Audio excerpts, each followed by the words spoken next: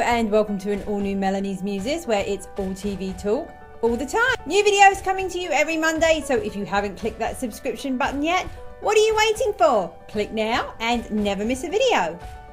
Melanie's Muses is proud to be a Telfie partner channel, so whatever you are watching, check in on the app, share to social media, and who knows when you'll unlock an exclusive sticker.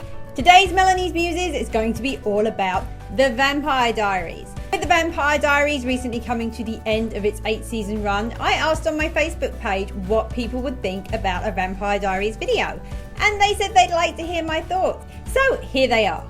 One of the things mentioned on my page was about spoilers. So I'm guessing that some people out there have not seen either the final season, maybe they're waiting for it to upload to Netflix, which it has just uploaded to Netflix, by the way. All 8 seasons are now streaming. But for those that haven't caught up, I am going to split this into 2 sections. The first section will be sort of a general overview of what I thought of The Vampire Diaries as a whole. And yes, there will be what I'm going to label minor spoilers, but I don't think there'll be anything included that would really spoil it too much for you. And then the second part will be about season 8, but in particular about the finale. And yes, there will be major spoilers in that. If you haven't seen it and you're going to watch it and you really don't want to know what's happened and you've managed to avoid everything on social media over the last week and a half, then yes, do not watch that bit, and I will give you a warning when that bit is coming up. So The Vampire Diaries stormed our screens about 8 years ago, and it was an adaptation of the book of the same name by L.J. Smith. Now, I will confess, at the time, I wasn't particularly interested in watching the show, even though the trailers looked kind of good, because I was not a fan of the books. I didn't like them, and I gave them a chance. I read probably 5 or 6 in the series, which sounds like a lot, but I read really fast. For me, that wasn't a big deal, but I knew loads of people that loved the series, and so I was trying to give it a shot. Then came the TV show, and I was like, well, didn't really like the books. Generally, I like the TV show adaptations less than the books, so that will be a pass. Fast forward a couple of years, and my daughter is binge watching them on Netflix, and they start to catch my attention. Like, okay, Damon Salvatore, I could get behind a character like him. So I go back to the beginning and we start watching them all over, and I am hooked. Seriously, huge kudos to the CW, because they took a show that is basically a teenage girl in high school, 2 vampire brothers, and a little triangle going on there, and they've turned this into this epic saga that has lasted for 8 seasons. I mean, there have been more things that have been brought in to keep things moving along. We've had the werewolves, we've had the doppelgangers, which are people that look like other people from the past, and then you're born and you look identical to somebody else, and that's a whole big thing in The Vampire Diaries. If you don't know what a doppelganger is now, start watching this series, you will soon catch on. Actually, the doppelgangers are some of the best characters in there. Actors do a great job playing the several roles at the same time. I love it.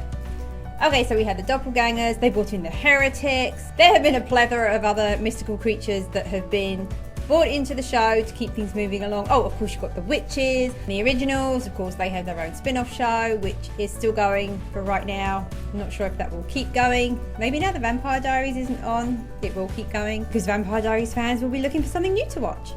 You have all those stories going on, and honestly, over the 8 seasons, I've had a bit of a love-hate relationship with the show. For a few seasons, I was like, yes, and I was watching it, and then storylines went a bit bizarre, and I got bored, and I stopped watching them. But my daughter never gave up, and so she was watching them, and what would happen is I'd miss a few, she'd be watching them, I'd then be intrigued again, because obviously a lot of the characters stay the same through the whole thing. So I'd be watching that, and then I'd want to catch up, and I'd catch up again, and I'd be doing really well, and then they'd do another weird storyline, and I'd be like, yeah, I'm done with that again. And I'd say it was over, but somehow I kept coming back, and I kept coming back, and you know what? I'm really glad I did. Overall, I really think this is a good show. I do enjoy it a lot, and yes, part of the reason I enjoy it is the characters on screen, and everybody I know thinks Damon Salvatore, but I have a real soft spot for Enzo. He is the character that, he can break my heart in an instant. I just love him. He reminds me of another character that's on the show Lost Girl that I like as well, so maybe that's what it is, but anyway, he would be my go-to one. So over the seasons, we've got to see all these characters grow, and the relationships grow, and the drama grow, and everybody ships who they ship, and there are lots of very, very passionate shippers out there. The ones that want Elena with Stefan, the ones that want Elena with Damon. I was definitely always a Damon-Elena shipper, always. But okay, we are about to get into the big spoilery stuff for season 8. So if you haven't watched season 8 or you haven't watched the finale and you don't want to know how this is all going to end, turn off now, come back next week. Thanks for watching. See you then. Last chance. Okay, here we go. So yes, I was always a Damon-Elena shipper, and yes, they do end up together. It is a bit touch and go there for a while, but really, I don't think I could have coped if it ended any other way. Now, going into the finale, in fact, the whole last season was pretty emotional. Vampire Diaries has been an emotional ride. There have been many episodes where I'm sitting there sobbing. And when I say sobbing, I am blubbering like an idiot. My husband says it looks like my best friend has died. I mean, we are talking heart-wrenching, can't breathe, sobs. It is pure anguish, and I love it. And I hate it, but mostly I love it. Of course, with the finale, it didn't help that they had this hour-long retrospective before going back and showing, of course, some of the most heartbreaking moments and other moments that you might have forgotten about or you just weren't thinking about, and they break your heart. So I was already crying in a blubbering mess when the finale came on.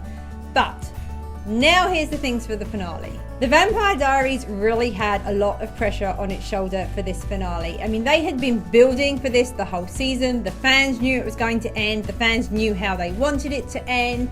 Obviously, there is no way that everybody was going to be happy. The question was, were they going to be able to pull it all together enough to give it a satisfying conclusion? And my answer is yes and no. Part of me really, really loves the finale. I mean, it did break my heart in moments. I was sobbing. I mean, let's see, the finale is an hour long, so when you take out commercials, you've probably got 40 minutes, 45 minutes of actual TV finale going on. And honestly, it seems like there were a lot more commercials in this finale. Can't blame the CW for trying, but it felt like we didn't get that much screen time. And I don't think that we got enough screen time to wrap up everything as much as I would have liked to have seen it wrapped up.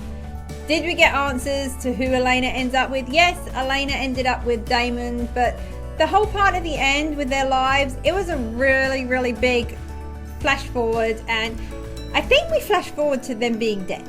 That's the only explanation I can come up with. They flash forward to them being dead, but they weren't together dead, and they were young dead. Maybe you go back to being young when you're dead. But anyway, Elena's with her family.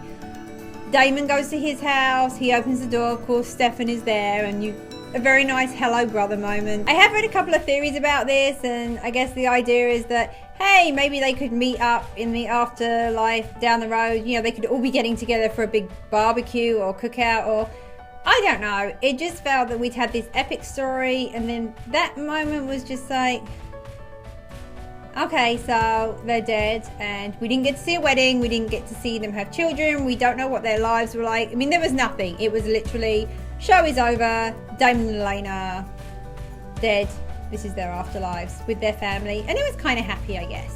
Me, the moment of, well, there were two moments in the finale, but the big moment for me was the letter from Klaus to Caroline.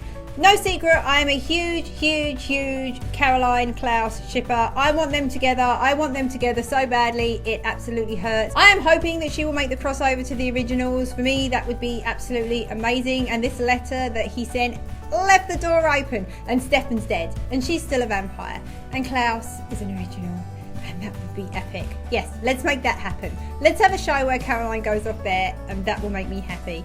That was definitely a huge moment for me. That was probably my favorite moment of the finale, although I did love the moment with Caroline and her mom, even though it broke my heart and it makes me want to cry now even talking about it. So I'm going to stop talking about that. Oh, and Enzo too, the Enzo Bonnie moments, they made me want to cry, still made me want to cry. Vampire Diaries is so hard. Okay, so yes, overall I have to say the Vampire Diaries did do a good job wrapping everything up. I think most of the fans were pretty happy with it all. I would definitely say if you haven't watched it, binging 8 seasons, there are worse ways to spend your time. There really aren't many other vampy things on at the moment, so hey, why not? And if nothing else, there are some fantastic one-liners from Damon Salvatore. I mean, he is the king of one-liners. There are nods to Anne Rice in there, there's nods to Twilight in there. If you don't like anything else, I think you will like Damon Salvatore's dialogue. And it is great to see the seasons grow, and you have 8 seasons, which is a whole lot of episodes to sit through and keep you occupied. Okay, I think that's enough from me for today. That was a whole lot of talking. I probably could have gone on a lot more once I get going on this subject.